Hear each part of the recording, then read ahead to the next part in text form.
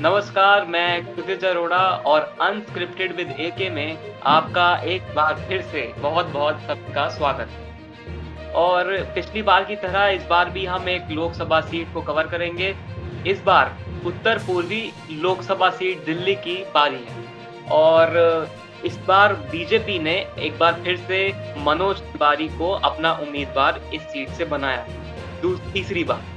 और तो वहीं कांग्रेस से बात करें, तो इस बार कन्हैया कुमार को, जो कि बिहार से आते हैं और पूर्व में जेएनयू छात्र संघ के अध्यक्ष भी रहे हैं और साथ में कई विवादों के साथ उनका नाता रहा है। इसके अलावा वो काफ़ी अच्छे वक्ता हैं, इसी के लिए वो जाने-जाते हैं। तो अनुराग आपका बहुत-बहुत स्वागत है।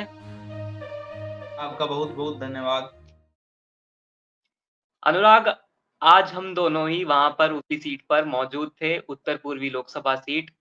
कन्हैया कुमार के दफ्तर का उद्घाटन था, तो हम लोग वहाँ पर पहुँचे। अनुराग, आपने क्या देखा? क्या माहौल लगा? हमारे दर्शकों को बताइए। देखिए, भाजपा ने मनोज तिवारी को तीसरी बार टिकट दी है उत्तर-पूर्वी सीट से। कहीं न कहीं भाजपा को लग रहा था कि इस बार मनोज तिवारी तीसरी बार भी अपनी टिकट को बचाने में कामयाब रहेंगे। पहले बात करें तो वो 2 बार से लगातार सांसद है, इस बार तीसरी बार फिर उन्हें मैदान में उतारा है। और जब हम बात करें आज मनोज तिवारी और कन्हैया कुमार के बीच में जो माहौल था, पहले माहौल सिर्फ मनोज तिवारी के पक्ष में था, कन्हैया कुमार की बात करें या फिर हम कांग्रेस की बात करें, तो दिल्ली की उत्तर-पूर्वी सीट के कुछ कई इलाकों में कांग्रेस के झंडे, पोस्टर, बैनर कुछ नहीं देखने को मिला। परंतु कन्हैया कुमार ने आज से आधिकारिक तौर पर अपने चुनाव प्रचार की शुरुआत कर दी है। उन्होंने आज से अपने कार्यालय का उद्घाटन किया है। अब कन्हैया कुमार ज़ोरों-शोर से प्रचार करेंगे। इसमें कोई दो राय नहीं कि कन्हैया कुमार बेहतर बोलते हैं। वो इतने आक्रामक हो जाते हैं कई बार बोलते-बोलते जिससे कार्यकर्ताओं में जोश आ जाता है। वहीं मनोज तिवारी अपनी शालीन छवि के लिए जाने जाते हैं। वो उनके गानों को लेकर विवाद अक्सर जनता में देखने को मिलता है, अलग-अलग लोगों की प्रतिक्रिया होती है। परंतु वो भाषण आराम से देते हैं, वहीं कन्हैया कुमार मुखर होकर बोलते हैं अपनी आवाज़ को लेकर। अब तो जनता ने अब तय करना है कि दोनों में से कौन जीतेगा, परंतु दोनों में टक्कर सीधी काँटे की टक्कर है। ये नहीं कि मनोज तिवारी का मामला एक तरफ़ा है। टक्कर जी, दोनों जी। में बराबर की है। अनुराग, हम वहीं पर मौजूद थे तब एक खबर, बहुत चौंकाने वाली खबर वहाँ पर सामने आई कि दिल्ली कांग्रेस के अध्यक्ष अरविंदर सिंह लवली ने इस्तीफ़ा दे दिया। उनका कहना था कि आम आदमी पार्टी के साथ कांग्रेस ने गठबंधन किया, लेकिन वही आम आदमी पार्टी है जिसने कांग्रेस को दिल्ली से लगभग-लगभग खत्म कर दिया। तो ये बहुत बड़ा मतलब एक सेटबैक जो कांग्रेस के लिए हुआ। तो आप इसको कैसे देखते हैं? देखिए, जब भी टिकटों का ऐलान किया जाता है, तो पार्टी में हमेशा मनमुटाव जारी रहते हैं। ये अकेली कांग्रेस पार्टी की बात नहीं है, कोई भी पार्टी हो, भाजपा की बात करें, हम आम आदमी पार्टी की बात करें, हर पार्टी में मनमुटाव की खबरें सामने आ जाती है। कांग्रेस के जो दिल्ली अध्यक्ष हैं लवली जी, उन्होंने अपना इस्तीफा दे दिया है, परंतु उन्होंने अभी तक पार्टी नहीं छोड़ी, वो अभी भी कांग्रेस में है। उन्होंने कहा है कि मेरे कुछ असूल हैं, उन उसूलों से समझौता होता दिखाई दे रहा है, इसलिए मैंने अपने प्रेज़िडेंट पोस्ट से रेज़िग्नेशन दे दिया, जो मल्लिकार्जुन खड़गे को उन्होंने चिट्ठी लिखकर भेज दिया। कहीं न कहीं अब बात चल रही है कि केसी वेणुगोपाल जी और बात करें कि कांग्रेस आला कमान उन्हें मनाने की तैयारी में है। अब देखने वाली बात होगी कि वो मानते हैं या नहीं मानते। अगर वो नहीं मानेंगे, तो कहीं न कहीं इसका सीधा नुकसान कन्हैया कुमार को उत्तर-पूर्वी दिल्ली सीट पर तो झेलना ही पड़ेगा। बाकी 2 सीटों पर भी जहाँ कांग्रेस ने अपने प्रत्याशी उतारे, वहाँ भी इसका सीधा प्रभाव देखने को मिलेगा। क्योंकि आपकी पार्टी जिस इलाके में चुनाव लड़ रही है, उसका जो मुखिया होता है, दिल्ली का स्टेट प्रेज़िडेंट कोई छोटा पद नहीं होता। दिल्ली भले ही केंद्र शासित प्रदेश हो, परंतु एक राज्य की तरह है दिल्ली। जब पार्टी का सबसे बड़ा व्यक्ति ही उससे वहाँ बीच मझधार में छोड़ दे, वो भी चुनाव के इस दौर पर, तो कहीं न कहीं कांग्रेस को इससे सीधा नुकसान होगा। कांग्रेस कभी भी आपने देखा हम अलग-अलग राज्य की बात करें, कांग्रेस जब भी टिकटॉक का ऐलान करती है, तो वो अपने अंदर की जो उठा-पटक है, उसको सँभालने में बिल्कुल विफल रह जाती है, उसे सँभाल नहीं पाती। वहीं हम बिल्कुल, भाजपा बिल्कुल। की बात करें, भाजपा अपने बड़े-बड़े नेताओं की टिकटें काट देती है, परंतु फिर भी कोई विरोध की बातें बाहर नहीं आ जाती। इसके पीछे एक मुख्य कारण ये भी है कि भाजपा सत्ता में है, ईडी, सीबीआई का डर भी उन नेताओं को सताया जा रहा है, तो इसलिए वो खुलकर विरोध नहीं करते। जबकि कांग्रेस विपक्ष में है, तो ऐसा उनके पास कोई संसाधन नहीं है जिनसे वो बात करें, तो इसलिए उनके कार्यकर्ता की बात करें, नेता की बात करें, वो खुलकर विरोध में आके ऐसी बातें करते हैं। जी, बिल्कुल ईडी वाली आपने बहुत अच्छी बात कही कि उनको डर दिखाया जाता है। कन्हैया कुमार का मुकाबला उस प्रत्याशी से है, जिसको बीजेपी ने दोबारा मौका दिया है उसी सीट से। जबकि सातों लोकसभाओं में से बीजेपी ने 6 पर अपने उम्मीदवार बदल दिए हैं। सिर्फ़ एक मनोज तिवारी ही ऐसे हैं, जिनका टिकट बीजेपी ने नहीं काटा। तो ऐसे में कन्हैया कुमार के लिए कितनी बड़ी चुनौती रहेगी? देखिए, कन्हैया कुमार के लिए चुनौती तो सीधी बात है। कन्हैया कुमार इससे पहले बेगूसराय से भी लेफ्ट के टिकट पर चुनाव लड़ चुके थे। उन्होंने उन्हें क्या नाम है केंद्रीय मंत्री गिरिराज सिंह से सिख केंद्रीय मंत्री गिरिराज सिंह से अपनी हार का सामना करना पड़ा था। गिरिराज सिंह से वो वहाँ हार गए थे, फिर उन्होंने लेफ्ट पार्टी को छोड़कर वो कांग्रेस में शामिल हुए। ये चुनाव बिल्कुल अलग है। जेएनयू में भले ही वो जीत गए, वहाँ बेगूसराय में वो हार गए। इस बार उन्हें कांग्रेस में बाहरी पन को लेकर भी उनकी पार्टी के अंदर ही मनमुटाव है, तो भला जनता के बीच वो जाकर क्या बात करेंगे? मेरा मानना है कि भले ही क कन्हैया कुमार अच्छा बोलते हैं, परंतु यहाँ मनोज तिवारी का पलड़ा हमें भारी लग रहा है। अभी तो जैसे-जैसे जी, चुनाव का समय आगे बढ़ता जाएगा, तब पता लगेगा कि क क्या कन्हैया कुमार इस बार कोई खेल कर पाएँगे या कोई चमत्कार पाएँगे? ये मनोज तिवारी इस बार हारते हैं या फिर अपनी हैट्रिक लगाने में कामयाब हो पाएँगे? ये तो समय तय करेगा। परंतु कहीं न कहीं अब के दौर में हम देखें तो मनोज तिवारी का पलड़ा बिल्कुल भारी है। जी। अनुराग हमने और मैं देखा ये आज का मॉडल जी, अनुराग कुछ कह रहे हैं आप? हाँ, मैं और ये इसलिए भी कह रहा हूँ क्योंकि मनोज तिवारी 2019 के लोकसभा चुनाव में दिल्ली की 3 बार रही पूर्व मुख्यमंत्री श्री शीला दीक्षित को स्वर्गीय श्रीमती शीला दीक्षित को पटकनी दे चुके हैं 2019 के लोकसभा बिल्कुल, चुनाव में। बिल्कुल। दीक्षित कांग्रेस ही नहीं बल्कि पूरे भारत में सबसे सीनियर मोस्ट लीडरों में उनकी गिनती होती थी। जो व्यक्ति उनको हरा चुका है, तो कहीं न कहीं मनोज तिवारी का कद भी भाजपा में बढ़ा, तो यही भी मुख्य कारण है कि उन्हें 2024 में दोबारा का टिकट तीसरी बार रिपीट किया गया। बिल्कुल, इससे मनोज तिवारी की लोकप्रियता का अंदाज़ा लगाया जा सकता है कि उन्होंने शीला दीक्षित जी को हराया था। तो अनुराग बिल्कुल, हमने बिल्कुल। देखा जब हम कांग्रेस के ऑफ़िस में मौजूद थे, जब उद्घाटन हुआ, तो जब बीच में बैठक चल रही थी, तो बाहर कुछ लोगों ने विरोध प्रदर्शन किया। कुछ लोग कह रहे हैं कि ये बीजेपी के लोग थे, कुछ लोग कह रहे हैं कि हरविंदर सिंह लवली के समर्थक थे और कुछ लोग कह रहे हैं कि ये संदीप दीक्षित के समर्थक थे, जो कि शीला दीक्षित जी के बेटे हैं। उनको और वो कन्हैया कुमार को एक तरह से बाहरी प्रत्याशी घोषित करने की कोशिश है यहाँ पर भी। कन्हैया कुमार बिहार से हैं और कन्हैया कुमार इसका जवाब देते हैं कि क बिहारियों को तो हर जगह बाहरी ही समझा जाता है। देखिए, पता है जब भी कोई व्यक्ति या फिर कोई पार्टी किसी उम्मीदवार का ऐलान करती है, तो उम्मीदवार को कहीं न कहीं अपने जो कार्यकर्ता होते हैं ना, उनकी माँग के विपरीत पार्टी उसकी लोकप्रियता के हिसाब से उसे टिकट दी जाती है। हमें लग रहा है कि कन्हैया कुमार को भी ठीक उसी प्रकार किया गया है। जो पार्टी के लोकल कार्यकर्ता हैं, वहाँ के उस सीट से लोकल नेता हैं, उनके साथ कोई विचार-विमर्श नहीं किया गया है। पार्टी ने सीधा ही कन्हैया कुमार को टिकट दिया गया है। ये बात कांग्रेस के एक बड़े नेता ने भी कही। उन्होंने कहा कि सिर्फ प्रेस कॉन्फ्रेंस बुलाई जाती है, उसमें प्रेस रिलीज़ जारी करके पर्ची में नाम लिख दिए जाते हैं। तो ठीक हरियाणा की तरह कर रहे हैं, जिस प्रकार भाजपा ने हरियाणा के अंदर पर्चियों से सीएम बदले जा रहे हैं। हरियाणा में भी बदले गए, राजस्थान में भी पर्ची से बदले गए। तमाम तरह के तो भाजपा वाले रास्ते पर कांग्रेस चल रही है कि सीधी प्रेस रिलीज़ आती है, आपको बता दिया जाता है। वहीं कांग्रेस भाजपा पे आरोप लगाती है कि इस लोकतंत्र देश में लोकतंत्र खतरे में, खतरे में। पार्टियों में तो अभी लोकतंत्र बचा नहीं, देश में कहाँ बचेगा? कल्पना कीजिए, हम सभी पार्टियों की बात करते हैं, कांग्रेस हो या फिर भाजपा, कोई दूध की धुली नहीं है। सभी पार्टियों में इसी प्रकार टिकटों का ऐलान किया जाता है। स्थानीय कार्यकर्ताओं की या नेताओं की अनदेखी की जाती है। भाजपा का तो सिर्फ सिर्फ मोदी ही चेहरा है, कैंडिडेट तो कोई चुनाव ही नहीं लड़ रहा। हर सीट पर चुनाव लड़ रहे हैं नरेंद्र मोदी और कहीं न कहीं मनोज तिवारी भी कहते हैं कि इस बार तो तीसरी बार हैट्रिक मैं भी लगाऊँगा और नरेंद्र मोदी जी इस बार हैट्रिक लगाने में कामयाब हो गए। तो कल्पना कर सकते हैं कि किस मनोज प्रकार ये होगा। अनुराग अनुराग मनोज तिवारी से तो हमने सवाल पूछा कि 400 पार का नारा इतना बड़ा है कि ये अपने आप में एक बहुत बड़ा आंकड़ा है। तो उन्होंने कहा कि जनता ये सोच रही है कि 143 सीटें भी क्यों ही छोड़ें। तो उन्होंने 450 का नारा दे दिया। देखिए, भाजपा वालों की बात करें तो ये 600 का भी नारा दे सकते हैं, तो साइड के देशों की भी सीटें गिन लेते हैं। फेंकने में क्या जाता है, आप कितनी भी ज़्यादा फेंकिए, परंतु नेता जब भी चुनाव में प्रचार करते हैं, तो वो ना आंकड़ों की बात करते हैं, सिर्फ़ वो जनता को लुभाने के लिए ऐसे आंकड़े पेश करते हैं। उन आंकड़ों का यदि हम तथ्यों के आधार पर आकलन करें, तो वो आंकड़े कहीं भी मैच नहीं होते।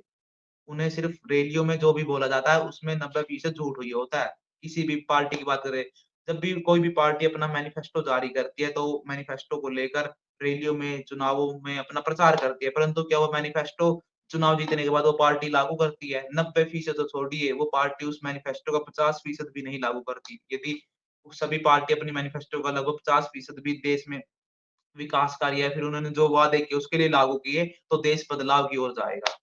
परंतु विडंबना बिल्कुल। देखिए देश की, सभी पार्टियों को अपनी कुर्सी बचानी है। मेरे को लगता है कि देश में लोकतंत्र खतरे में नहीं है, खतरे में तो इनकी कुर्सियाँ हैं। बिल्कुल अनुराग, बहुत सही बात करी आपने। और आपने अभी एक बात कही, हमने पिछले एपिसोड में भी ये वाली बात उठाई थी कि हर सीट से प्रधानमंत्री नरेंद्र मोदी लड़ रहे हैं। हमारा संविधान कहता है कि 2 सीट से ज़्यादा एक प्रत्याशी चुनाव नहीं लड़ सकता। लेकिन ऐसा लगता है कि हर सीट से प्रधानमंत्री नरेंद्र मोदी 543 सीटों पर नरेंद्र मोदी ही चुनाव लड़ रहे हैं। तो क्या ये एक मतलब परसेप्शन मतलब एक दिमागी तौर पर ये कॉन्स्टिट्यूशन का उल्लंघन नहीं माना जा सकता क्या? देखिए, ये संविधान का कोई उल्लंघन नहीं है। ये संविधान में नरेंद्र मोदी मात्र अपनी एक वाराणसी की सीट से चुनाव लड़ रहे हैं।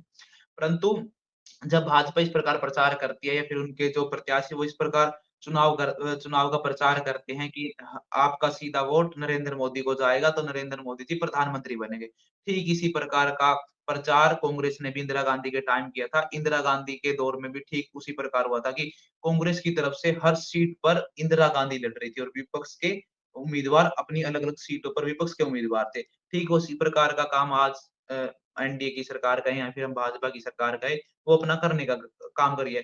हम कोई दो राय नहीं कि मोदी के नाम पर भाजपा को वोट मिलते हैं। ज़्यादातर वोटर तो मोदी के नाम पे वोट देते हैं। उन्हें तो अपने भाजपा के प्रत्याशी का नाम तक नहीं पता होता कि प्रत्याशी का नाम क्या है। उनका एक ही मानना है कि कमल का फूल दबाएँगे तो नरेंद्र मोदी को प्रधानमंत्री बनाएँगे।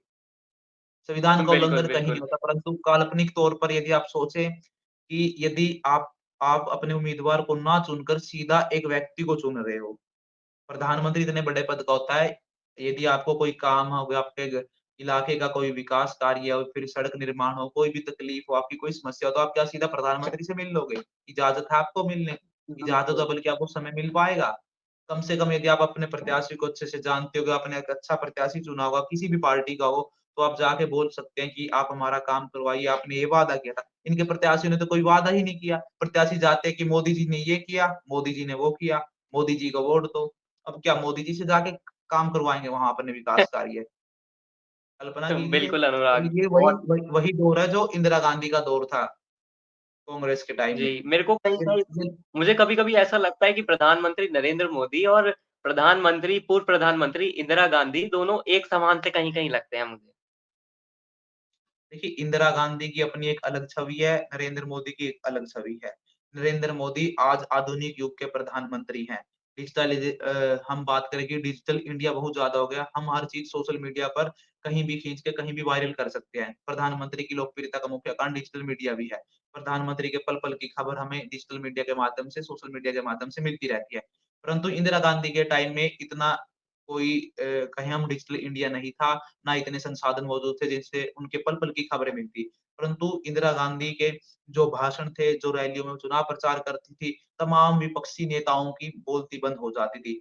हम इंदिरा गांधी के खिलाफ जो उस समय प्रचार करते थे, हम पार्टियों की बात करें, जनसंघ हो या उस दौर में फिर भाजपा बनी। हम कोई भी पार्टी हो, भाजपा हो, जनसंघ हो, जनता दल हो, जनता पार्टी हो, तमाम पार्टियों ने इंदिरा के खिलाफ प्रचार किए। परंतु जी, अटल बिहारी वाजपेयी जैसे नेता जो इतना अच्छा बोलते थे, वो भी इंदिरा गांधी के सामने नहीं टिक पाते थे। हम बिल्कुल, तुलना करें कि इंदिरा इंदिरा के पास उस दौर में आज के दौर से जनता तक आवाज़ पहुँचाने के संसाधन कम थे, परंतु नरेंद्र मोदी के पास आज जनता तक आवाज़ पहुँचाने के संसाधन बहुत अधिक है। बिल्कुल। और अनुराग कन्हैया कुमार पर आपने दे जी, जी आपने अनुराग। देखा हो आपने देखा होगा कि जब से चुनाव का दौर जारी है तो प्रधानमंत्री नरेंद्र मोदी की जो है ना कि अब की बार 400 पार, भाजपा के वो एडवर्टाइज़मेंट गूगल एड्स पर बहुत देखने को मिल जाते हैं। आप कहीं भी कोई भी जी, साइट खोलिए, आपको सीधा आएगा भाजपा, नरेंद्र मोदी 400 पार, 400 पार। कहीं न कहीं भाजपा अपना सारा हम कहें धन खर्च कर रही है, वो प्रचार में सबसे ज़्यादा खर्च कर रही है। जी, जी। अनुराग कन्हैया कुमार पर दोबारा वापस आते हैं। कन्हैया कुमार के साथ एक वो जो टुकड़े-टुकड़े गैंग वाला जो टैग है, वो दिखता है कि वो जनता के बीच ऐसा उनके दिमाग में छप चुका है कि उनके राष्ट्रवाद पर चोट की जाती है। लोग समझते हैं कि वही इंसान है जो उस जेएनयू वाली टुकड़े-टुकड़े गैंग का हिस्सा था। ये बीजेपी हर बीजेपी का कैंडिडेट या फिर हर बीजेपी का नेता जब कन्हैया कुमार के बारे में बात करता है, तो टुकड़े-टुकड़े गैंग का नाम लेता है। तो ये तथाकथित टुकड़े-टुकड़े गैंग का नाम लेकर कन्हैया कुमार पर हमला किया जाता है। उनके सीधे राष्ट्रवाद पर चोट की जाती है। तो ये क्या कन्हैया कुमार के खिलाफ जाएगा? देखिए, कहीं न कहीं जब भी कोई उम्मीदवार एक आमने-सामने चुनाव लड़ते हैं, तो हर व्यक्ति दूसरे की कमज़ोरी को जानता है और फिर उस कमज़ोरी को उठाकर उसके खिलाफ हथियार के तौर पर इस्तेमाल करता है। कन्हैया कुमार का जैसे ही कांग्रेस पार्टी ने उत्तर पूर्वी दिल्ली से ऐलान किया, तभी वो टुकड़े-टुकड़े गैंग वाला जो अ, ह घटनाक्रम था, वो एकदम सोशल मीडिया में वायरल हो गया और वो लगातार अब तक वायरल है। ये एक ऐसा टैग है जो कन्हैया कुमार का कभी भी पीछा नहीं छोड़ेगा। उनके साथ बिल्कुल ही जैसे कन्हैया कुमार का नाम आता है, तो ये टुकड़े-टुकड़े गैंग जो उन्हें पसंद नहीं करते, वो उनके लिए गैंग टुकड़े-टुकड़े गैंग शब्द का प्रयोग करते हैं। परंतु अभी तक जी, ऐसे आरोप कन्हैया कुमार पे कोई साबित नहीं हुए हैं। परंतु कहते हैं कि बिल्कुल, अ, आरोप साबित ना होना एक अलग बात है और जनता में उस प्रकार की भावना साबित होना एक अलग बात है। अब ज़्यादातर धड़ा ऐसा है जो उन्हें अब भी टुकड़े-टुकड़े गैंग कहकर संबोधित करता है। तो कहीं न कहीं कन्हैया कुमार को इसका नुकसान तो उठाना पड़ रहा है। भले ही उन्होंने कुछ ना किया हो, ऐसे आरोप उन पर अभी तक साबित नहीं हुए हैं। परंतु आधे से ज़्यादा लोग मानते हैं, तो नुकसान तो कन्हैया कुमार को बिल्कुल, सीधा-सीधा इसका उठाना पड़ रहा है। बिल्कुल। मुल्ज़िम और मुजरिम में फ़र्क होता है, ये जनता को देखना चाहिए। और अनुराग एक आखिरी सवाल मैं आपसे पूछूँगा कि उत्तर-पूर्वी लोकसभा सीट के मुद्दे क्या हैं, जिन पर कन्हैया कुमार और मनोज तिवारी चुनाव लड़े? देखिए, पहली बात तो मुद्दे कन्हैया कुमार जो मुद्दे उठा रहे हैं तो बेरोज़गारी। वो सीधा हमला बेरोज़गारी को लेकर युवाओं में बहुत फ़ेमस है कन्हैया कुमार। तो कन्हैया कुमार अपनी मुख्य आवाज़ बेरोज़गारी को लेकर उठा रहे हैं। भाजपा की सरकार आने के बाद से जिस प्रकार हमारे देश में बेरोज़गारी बहुत बड़ी संख्या में बढ़ी है, बेरोज़गारी बहुत मुद्दा है। और उत्तर-पूर्वी बिल दिल्ली की बात करें तो यहाँ पर और भी कई मुद्दे हैं। सड़क निर्माण के भी कुछ कार्य अधूरे हैं जिनको कन्हैया कुमार ने कहा है। स्वास्थ्य की बात करें हम, दिल्ली का जो स्वास्थ्य है, स्वास्थ्य विभाग की बात करें या फिर जो कच्चे मकान की भी एक मुख्य समस्या दिल्ली में है। दिल्ली में ऐसी बहुत सारी कच्ची बस्तियाँ हैं, जिन्हें एक तरफ तो वो हम बिजली के बिल भरते हैं, वहीं क्या नाम है, उनके मकानों को वहाँ से उखाड़ने का भी आदेश जारी किया जाता है। तो मुद्दे तो जनता के बिल्कुल, बहुत है, परंतु ना तो जनता के जो बुनियादी मुद्दे हैं, वो पहुँच नहीं पाते। वो कहीं न कहीं वार-पलटवार के भाषणों में दब के रह जाते हैं। वहाँ से 400 पार का नारे की बात होती है, यहाँ से राहुल गांधी वाले शुरू हो जाते हैं कि इस बार मोदी को हराएँगे। वहाँ से टुकड़े-टुकड़े गैंग लेकर आते हैं, संविधान वहाँ से मनोज तिवारी के संविधान लिए बचाने की बात की जाती है।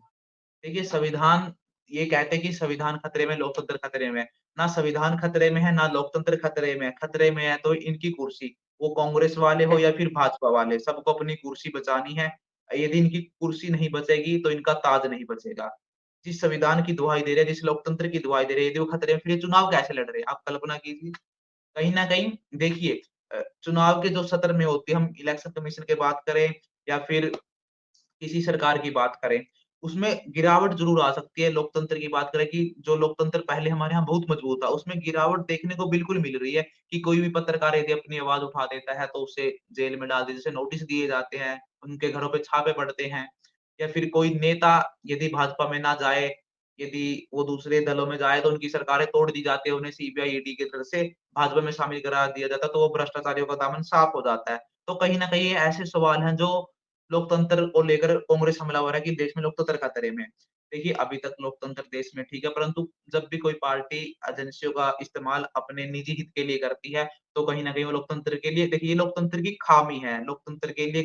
ऐसा लोकतंत्र के लिए गलत है कहीं न कहीं जैसे पार्टियाँ जो स सं संस्थान हैं जो संस्थाएँ हैं, जो देश के लिए काम करते हैं सीबीआई, ईडी, आईटी इनके लिए जैसे पार्टी अपने हितों के लिए काम करवा रही है इनसे। तो कहीं न कहीं गलत है, कांग्रेस ने भी करवाए ऐसे काम, ये नहीं कि भाजपा करवा रही है, कांग्रेस के दौर में भी बड़ी रेडें पड़ी हैं। यहाँ तक कि हम बात करेंगे आंध्र प्रदेश के मुख्यमंत्री वर्तमान में जो मुख्यमंत्री आंध्र प्रदेश के वाईएसआर कांग्रेस के अध्यक्ष जगनमोहन रेड्डी, उनको भी गिरफ्तार किया जी, गया था कांग्रेस के द्वारा। बिल्कुल, बिल्कुल अनुराग। वही उनकी तो सरकारें तोड़ी गई थी, आज वही काम भाजपा कर रही है, तो अंतर तो दोनों में नहीं है, दोनों एक जैसे हैं, बिल्कुल, इन्हें महज़ अपनी कुर्सी बचानी है। बिल्कुल अनुराग, ऊपर मतलब बयानबाज़ियों के बीच जनता के जो मेन मुद्दे हैं, बुनियादी मुद्दे हैं, वो गौण हो जाते हैं कहीं न कहीं। ये हम बिल्कुल, बिल्कुल, देखने को चलो मिल अनुराग आप इसी के साथ जी, जी, कुछ कह रहे हैं आप? जी, बिल्कुल। आप बताइए बस आखिरी अंतिम बात अपनी मैं बात यहाँ खत्म होता है। प्रधानमंत्री एक भी रैली में नहीं कहते कि आप मुझे विकास के नाम पर वोट दीजिए, मेरे 2 करोड़ रोज़गार के नाम पर वोट दिए, किसानों की मैंने दुगनी आय की, हर घर को मैंने पक्की छत दी है। प्रधानमंत्री कहते हैं कि मैंने आपके खाते में 15 लाख दे दिए, मैंने इतने सड़कें बनाई, इतने हाईवे बनाए। सिर्फ़ भारत में सड़कों का लगभग हम विकास के नितिन गडकरी जैसे मिनिस्टर भारत में हैं, जो सड़कों का लगातार निर्माण कर रहे हैं। परंतु प्रधानमंत्री बिल्कुल, अपनी सरकार का ब्यौरा क्यों नहीं देते, हमने क्या किया, क्या नहीं। वो बिल्कुल। वह महज़ मंगलसूत्र, सांप्रदायिक जैसे मुद्दे लेके आ जाते हैं, परंतु प्रधानमंत्री की ऐसी भाषा इस चुनाव में देखने को ज़्यादा मिल रही है, पहले के चुनाव की तुलना करें तो अब। बिल्कुल, अनुराग ये आपने बिल्कुल सही बात कही और कहीं न कहीं हम पत्रकारों की भी इसमें थोड़ी गलती है, कि वो सीधा बयानों को जगह देते हैं अपने टीवी चैनल पर या फिर अपने यूट्यूब चैनल पर। वो उसका फैक्ट चेक नहीं करते या फिर उसका कुछ उसके तथ्य नहीं ढूँढते कि वो सही कितने हद तक सही हैं। तो अनुराग आज के लिए इसको यहीं समाप्त करते हैं। आशा करते हैं कि जनता जब अगली बार वोट दे, तो विकास के नाम पर दे, सिर्फ़ बयानों के आधार पर नहीं। बहुत-बहुत शुक्रिया अनुराग। धन्यवाद आपका बहुत-बहुत। तो आप सब लोग बने रहिए इसी तरह, हम आगे भी आप सबके सामने पेश होते रहेंगे अलग-अलग लोकसभा सीटों को लेकर और अलग-अलग राजनीतिक मुद्दों को लेकर। नमस्कार, मैं क्षितिज अरोड़ा अनुराग के साथ।